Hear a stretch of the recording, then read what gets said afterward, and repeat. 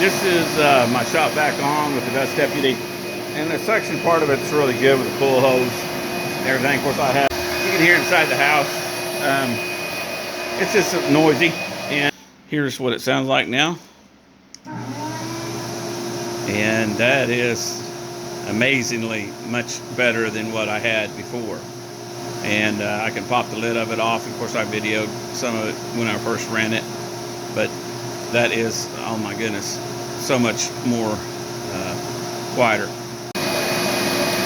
All right, this is my shop back on with the Dust Deputy, and the suction part of it's really good with the pull hose and everything. Of course, I have this thing running, which, you know, I'm going to go ahead and shut it off. Okay, shut that off. But that's still it running. You can hear inside the house. It's just noisy, and when you get the CNC going, I put this foam box. Now I'm going to build a foam and plywood box for the shop back over there, and I'm going to build a 24-inch cube, and I'm going to use the box joint that it cuts box joint. I'm going to make 1-inch box joints in a sheet of plywood. I've cut my plywood down. This is one sheet, and so it cuts 8 pieces. I'm going to need 6, so it'll be about that size of the cube. It's about 1 inch less. And the box joint, I'm going to just load them up, run the program, and pretty soon I'll have that cut out. Also, if you haven't gotten you one of these, you need to buy one. It's like 18 bucks. I've got that shop vac plugged into one module. It's a little white module there. You can see on the floor the red deal. It just plugs in electricity. And I've checked it. It doesn't get hot. The thing runs for hours. But, you know, with this little device here, you can shut off stuff. I can turn on this one up here with this same one. That's a 1-horse behind it, and it kicks in. It's over there plugged into the Harbor Freight, and the reason I'm using this because it has 3 remotes, and if I want to and I want heat, I pop that bad dog on. That light comes on. I got heat sitting here at the CNC machine. So the only thing I did modify this is I cut a little CNC piece of plastic to guard these buttons so that whenever they got pushed up against something, they wouldn't fire off.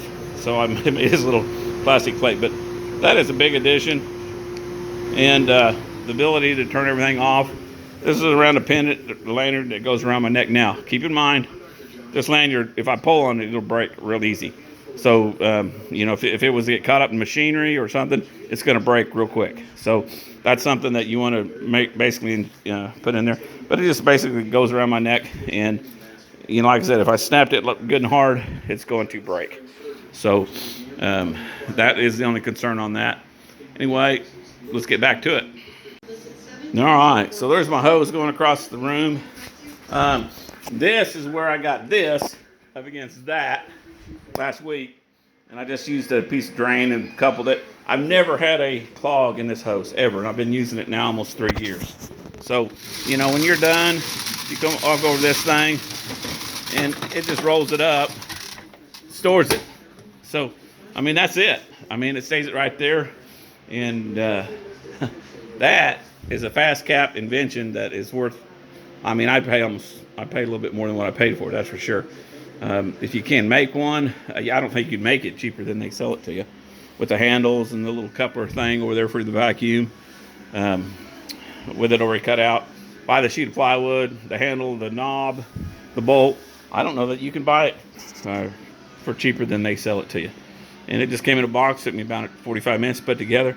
Probably one of the best things next to the Dust Deputy, of course. And you know, I see these guys on these dust collection systems. They're building these thin separators, and they open it up, and there's dust in there. And I'm going, fail. And you know, every time they go, see, look, oh, fail.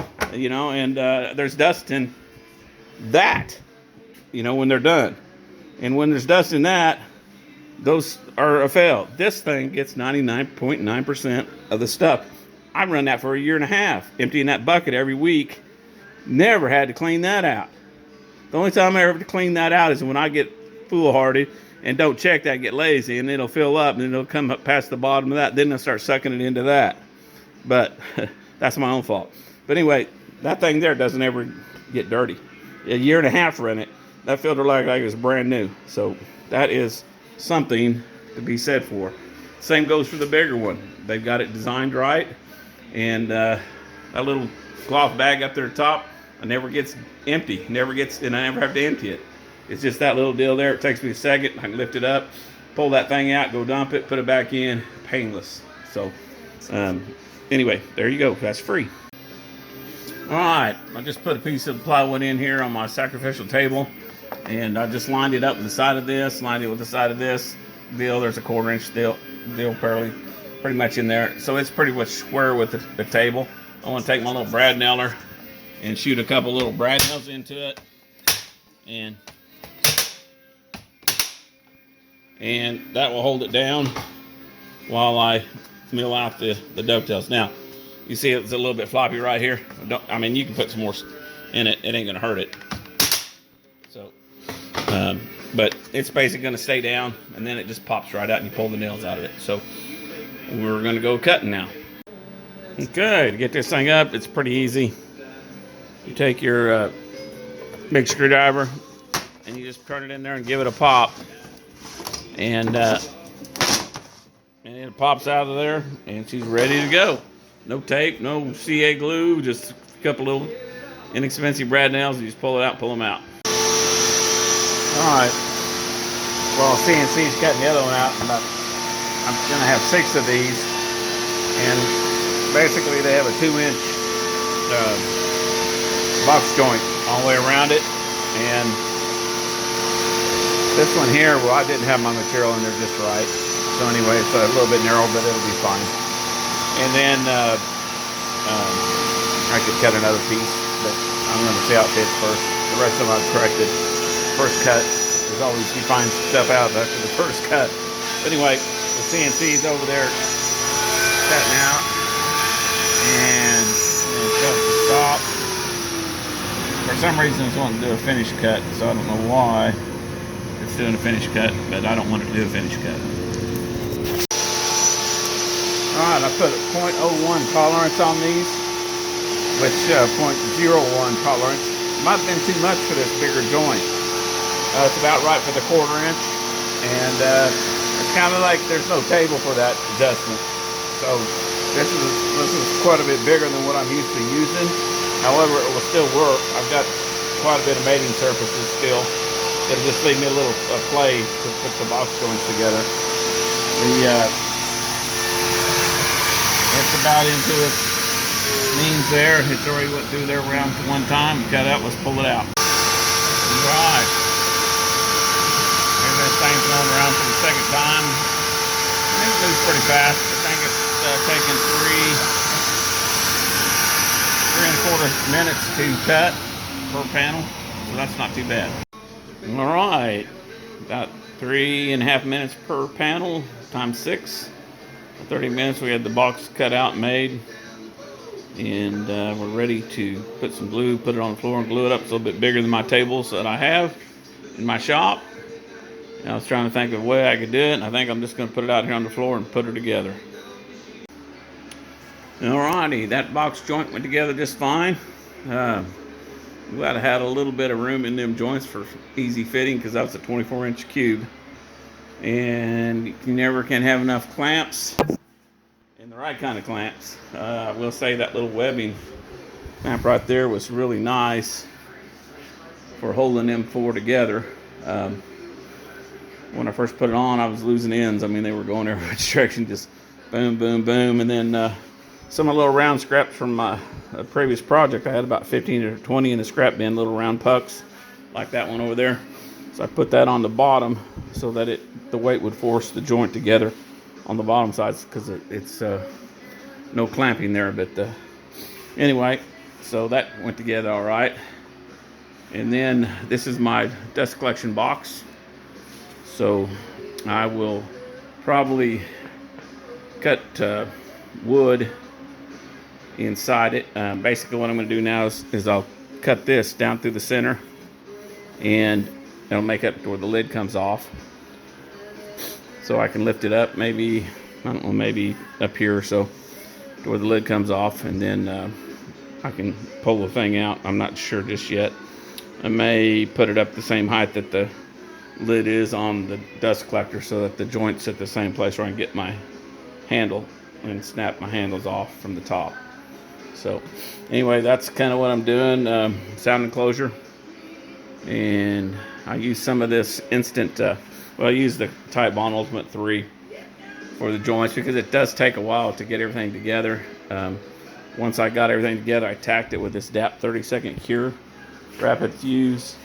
Tell you what, you get that on your hands and it doesn't come off. So, but it cures in 30 minutes. And you have like 4 minutes of move around time. So, I went around it with the Titebond, and then I went around it and put some edges on it just to keep stuff from settling and moving. Even though with all the clamps, there's only 1/4 inch glue on, so it will flex.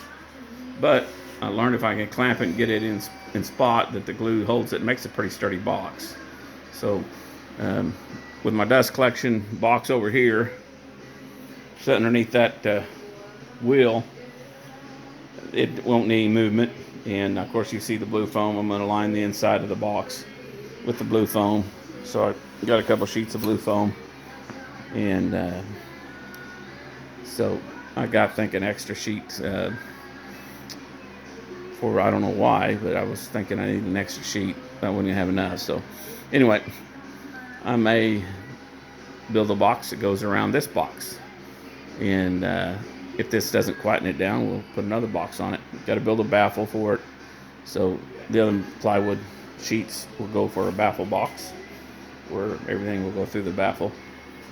And we'll see how she does for being quiet. Bought this Wolfcraft corner clamp. And you know, I've had them before and they were a pain in the neck. This one's not a pain in the neck. It's got quick releases on here, so you get slack on either end, and this quick crank, I mean, it was actually a pleasure. I was able to slip it over it, pull the slack out of it, and adjust the corner real quick and crank it tight.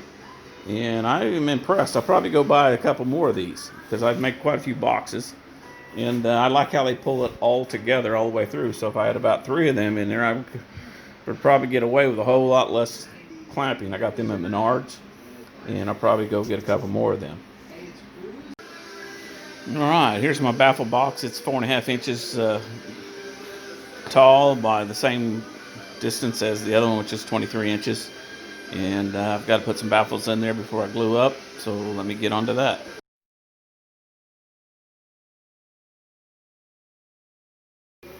All right, my baffle box is 4 inches tall by 23 inches square. It matches the box for the shop vac. This will set to either above it or below it. I haven't decided.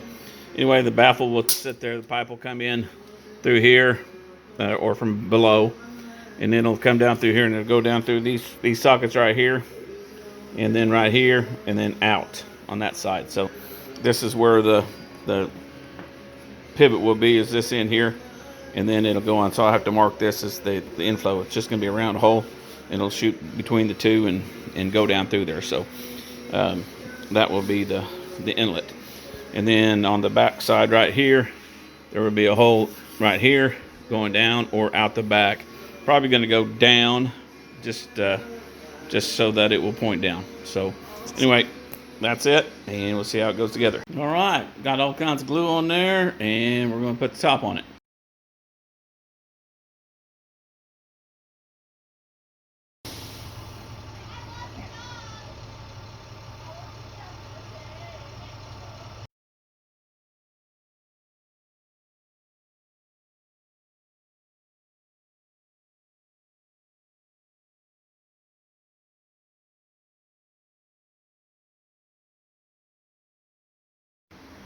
All right, there's my box, and there's the dust collector in it. I'm trying to figure out where I want to put the hole, the cord, and the holes coming in. It shouldn't be that big a deal. And my baffle, whether or not I put it on the top or the bottom, probably be quieter if I aimed it towards the bottom. And so if that's the case, I need to put a hole down here in the center of this thing. Here's my hole for the baffle, and that basically will sit right on top of it. And I'll drill that same kind of a hole toward the center of that, and then that'll be my export. So I just got to decide to cut it and do it, and there she goes.